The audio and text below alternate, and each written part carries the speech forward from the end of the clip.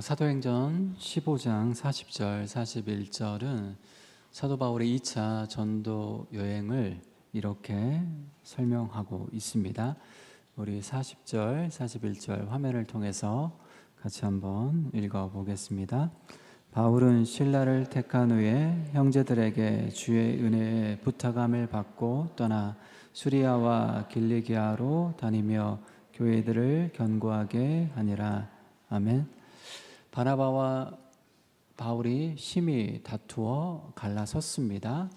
그리고 바나바는 마가 요한을 데리고 구브로로 여행을 떠나고 바울은 신라를 택하여 수리아와 길리기아로 전도 여행을 떠납니다. 사도행전의 저자 누가는 이들의 다툼과 분열에 대해서 어떤 평가도 내리지 않고 담담하게 사실만을 전해주고 있습니다. 누가 더 잘한 건지, 누가 더 잘못한 건지 누구의 편도 들지 않고 평가하지 않고 그저 담담하게 바울이 신라를 데리고 수리아와 길리기아로 떠났다라는 사실만을 우리에게 전해주고 있는 거죠.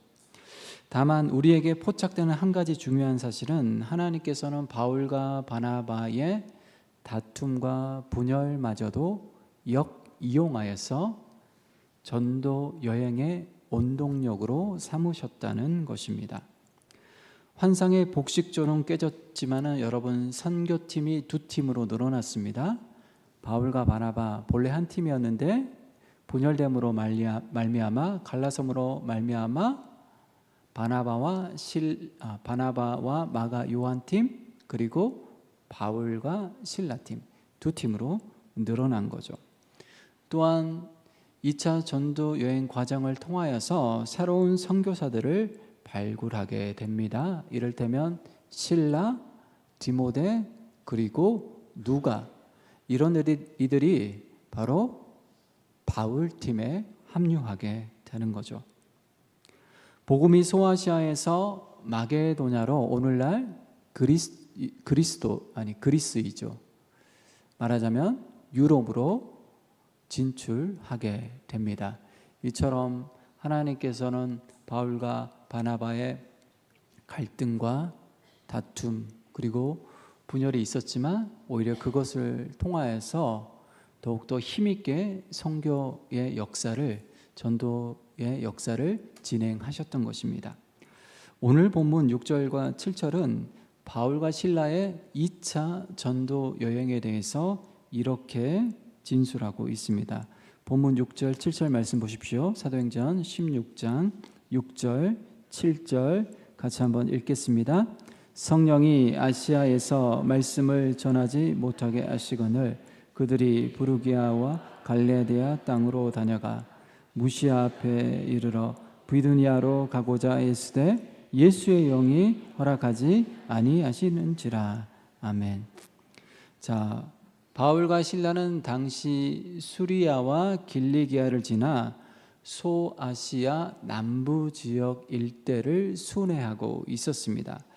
아마 바울과 신라는 서쪽으로 이동하여 이오니아 주의 수도였던 에베소를 가기를 원했을 것입니다. 그런데 성령께서 아시아에서 말씀을 전하지 못하게 하십니다. 그래서 바울과 실라는 중부 내륙 지방인 부르기아와 갈라디아 땅으로 진출하게 됩니다. 그리고 여기서 한 걸음 더 나아가 무시아까지 이동하여 북쪽 지역이었던 비두니아 땅으로 가기를 힘썼습니다. 그런데 이번에도 예수의 영이 허락하지 않았습니다. 생각해보면 오늘 본문을 자세히 묵상해보면 상당히 흥미로운 장면이라는 것을 알 수 있습니다. 바울은 열심히 복음을 전하려고 하는데 마치 성령이 방해꾼 역할을 하고 있기 때문입니다. 성령은 아시아에서도 말씀을 전하지 못하게 하시고, 이 아시아는 오늘날 우리가 생각하는 아시아로 생각하면 안 됩니다. 당시 로마 제국하에 아시아로 편성되었던 지역을 가리킵니다. 오늘날의 터키, 이 트리키의 지역이라고 보시면 됩니다. 그러니까 이 아시아에서도 말씀을 전하지 못하게 하시고 서쪽으로 이동하여서 에베소가 상당히 큰 도시였기 때문에 여기서 복음을 전하길 원했는데 이걸 막으셨던 거죠. 그리고 북쪽 지역이었던 비두니아 땅으로 나아가서 복음 전하기를 힘썼으나 이건 역시 예수의 영이 성령님을 가리키는 거죠. 성령님께서 허락하지 않습니다. 그러니 이제 소아시아에서 갈 데가 없습니다. 북쪽으로도 가지 못하게 하고 서쪽으로도 가지 못하게 하고 더 이상 갈 데가 없는 거죠. 자, 그러면 2차 전도 여행을 여기서 끝내야 될까요?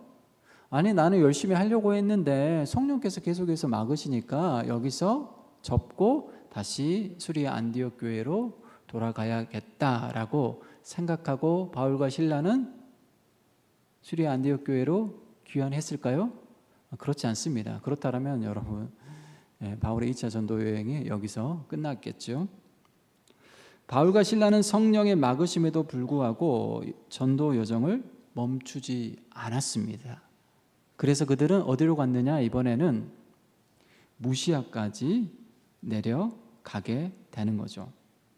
그리고 이 무시아에서 바로 드로아까지 내려갑니다. 항구 도시로 내려가게 되는 거죠.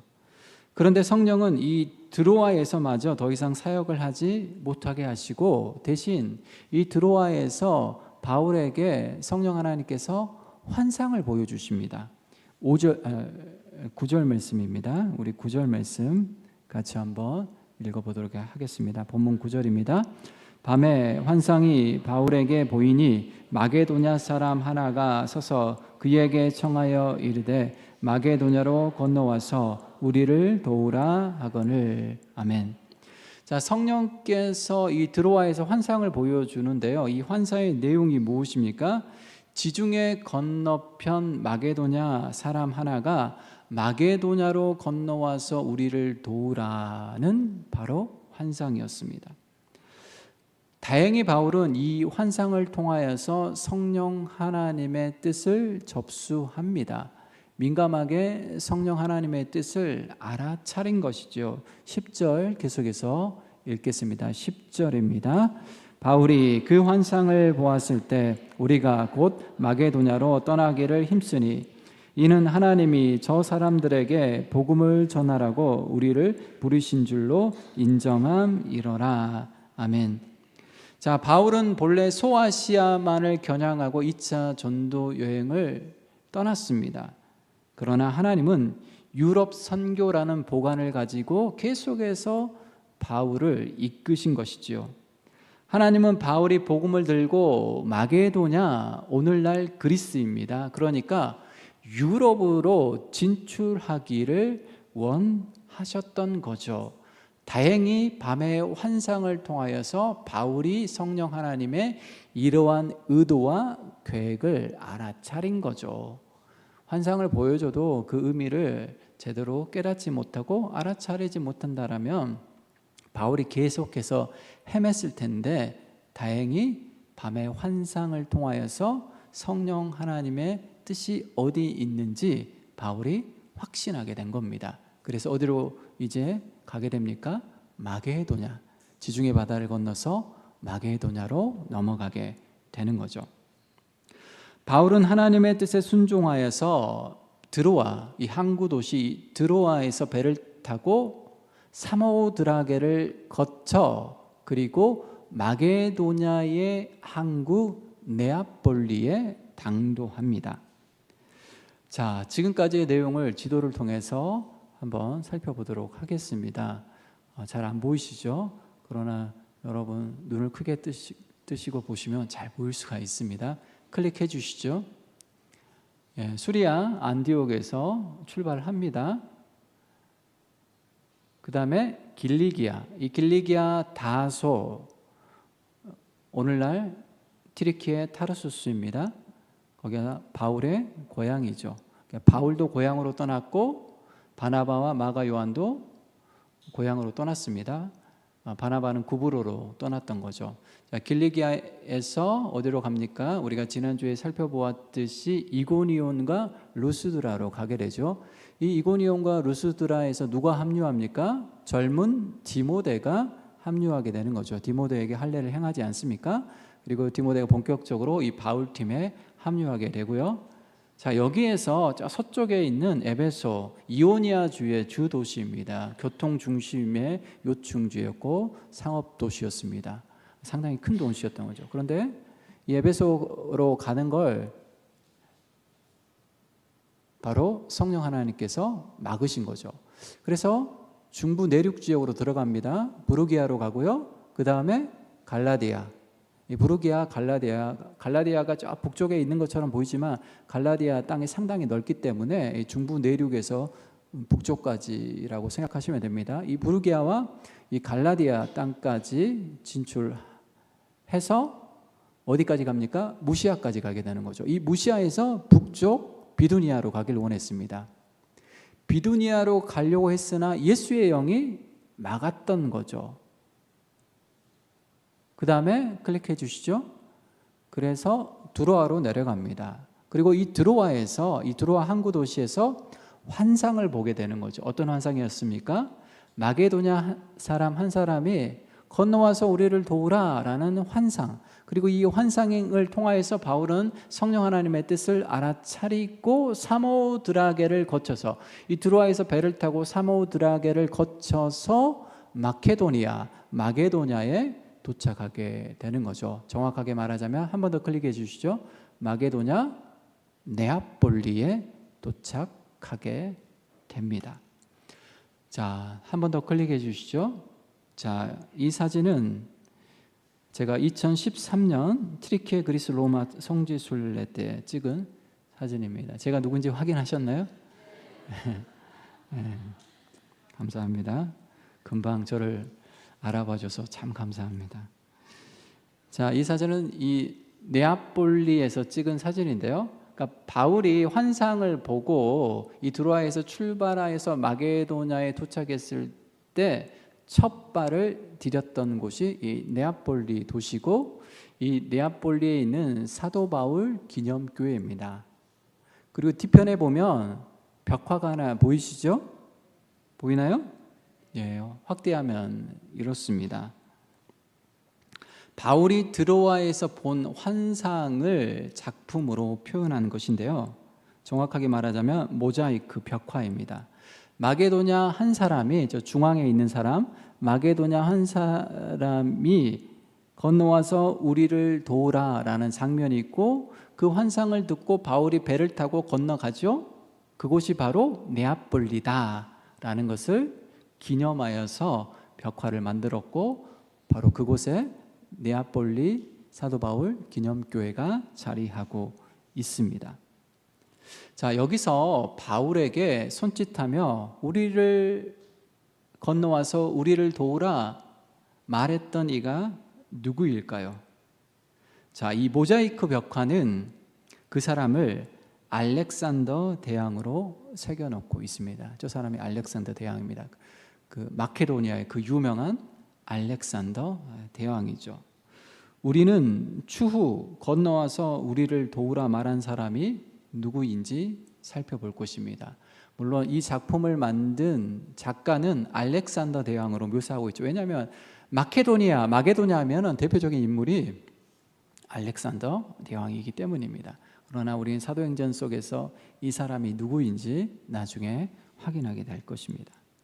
자, 어쨌든 마게도냐 환상이 말해주고 있듯이 사도 바울의 2차 전도 여행의 가장 두드러진 특징이 무엇입니까?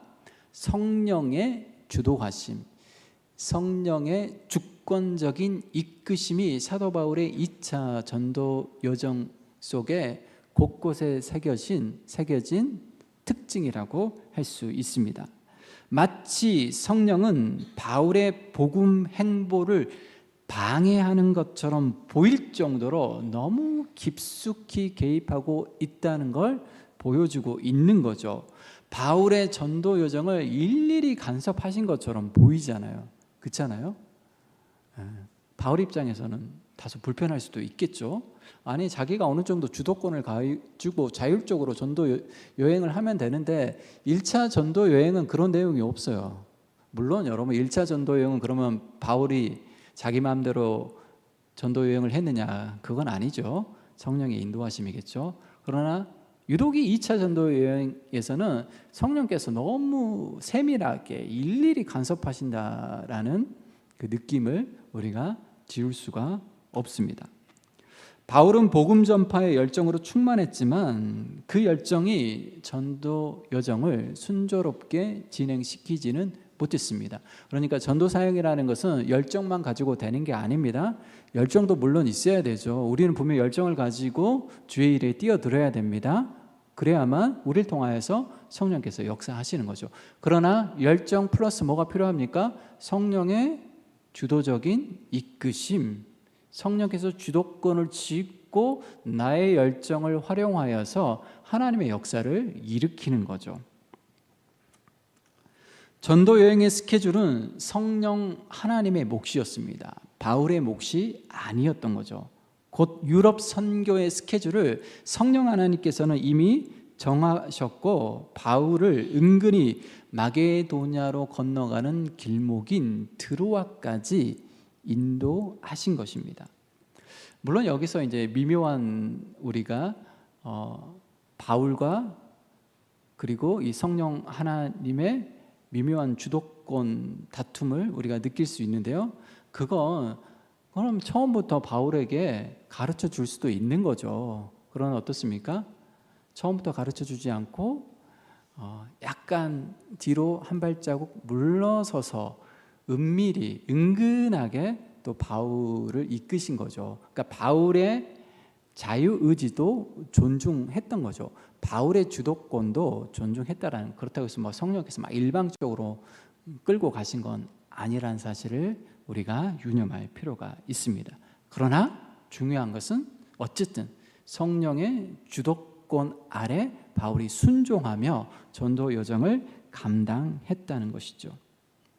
그래서 바울은 끝까지 순종할 수 있었고 중도에 포기하지 않고 성령 하나님의 지시하심에 민감하게 반응할 수 있었습니다. 그 결과 앞으로 우리가 살펴보겠지만 바울은 복음을 적극적으로 수용하는 루디아라는 여성 사업가를 만나게 됐고 그녀와 그녀의 가정을 구원하게 되었고 유럽 선교의 초석을 놓는 큰 결실을 맺게 됩니다. 이 루디아가 이제 물신양면으로 바울을 후원하게 되는 거죠. 그리고 그녀의 가정이 교회가 됐고 이게 바로 이제 바울의 그리스 선교, 유럽 선교를 하는 데 있어서 엄청난 후원과 지지를 해 주었던 교회로 성장하게 되는 거죠. 그러니까 성령 하나님은 아시아에서 말씀을 전하지 못하게 하시고 또 비두니아로 가고자 애쓴 바울을 막아선 것은 복음을 유럽으로 나르기 위함이었던 것입니다. 그렇습니다. 하나님은 때론 나의 인생 행보를 막을 때가 있습니다.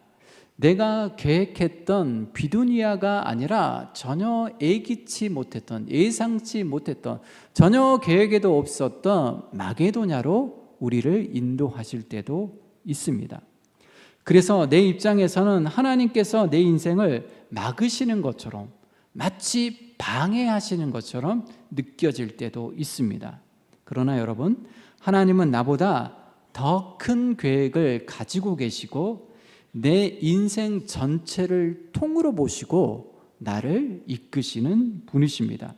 나는 내 인생 전체 여정을 조망할 수 없습니다. 그러나 하나님은 내 인생의 출발점과 끝을 통째로 보시고 가장 선한 길로 인도하시는 분이시죠. 나는 시간과 공간을 초월할 수 없는 존재이지만은 그러나 하나님은 시간과 공간을 초월하여서 어떻습니까? 영혼 가운데 계시면서 나의 과거도 나의 현재도 나의 미래도 마치 실시간으로 보고 계시는 분이세요. 우리는 여러분 과거는 기억할 수 있고 현재는 살아갈 수 있을 뿐이죠. 그러나 미래는 알 수가 없습니다. 예측은 할 수 있죠. 예상은 할 수 있죠. 계획은 세울 수 있지만 여러분, 우리가 계획한 대로, 우리가 예측한 대로 우리의 인생이 펼쳐집니까? 그렇지 않습니다. 그러나 하나님께서는 나의 과거도 나의 미래도 나의 현재도 마치 현재 보시는 것처럼 보고 계시기 때문에 가장 적절한 길로, 가장 선한 길로 내 삶을 인도하신다는 거죠. 일찍이 이사야 선지자는 다음과 같이 선포했습니다. 이사야 55장 8절 9절 말씀인데요, 같이 화면을 통해서 같이 한번 읽겠습니다. 이는 내 생각이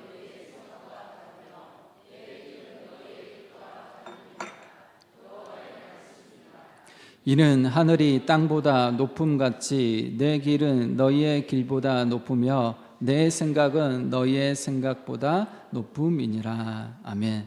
당연한 말씀이지만 하나님의 생각은 내 생각과 다릅니다. 하나님의 생각과 내 생각이 여러분 같으면 안 되겠죠? 같은 게 사실은 더 어떻습니까? 우리에게는 좋지 않습니다. 다행히 하나님은 내 생각과 다르고 내 생각보다 훨씬 더 높습니다. 얼마나 다행입니까? 그런데 우리는 자꾸 하나님을 우리 수준에서 생각할 때가 있어요. 그래서 하나님의 결정에 대해서, 하나님의 인도하심에 대해서 불만을 제기하는 거죠. 우리 수준에서 생각하니까. 그러나 여러분, 결코 하나님의 생각은 여러분 우리가 이룰 수도 없고 미칠 수도 없을 만큼 높은 생각입니다.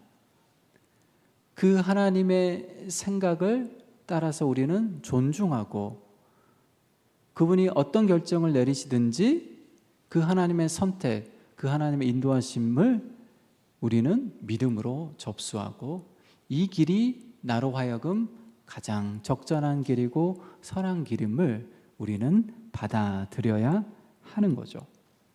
하나님의 생각과 우리의 생각은 뛰어넘을 수 없는 간극이 존재합니다. 창조주 하나님과 피조물인 우리의 생각이 여러분 어떻게 같을 수 있겠습니까?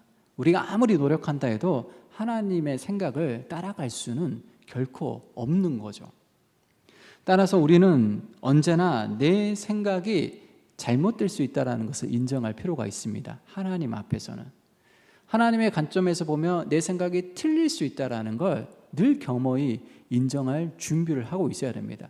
아무리 내가 100번, 1000번, 만번 생각해도 내 생각이 옳아라고 내가 확신한다 할지라도 하나님 앞에서만큼은 언제나 내 생각이 틀릴 수도 있어, 내 생각이 잘못된 것일 수도 있어 라는 그 겸허한 자세를 가지고 우리는 하나님 앞에 설 필요가 있는 거죠.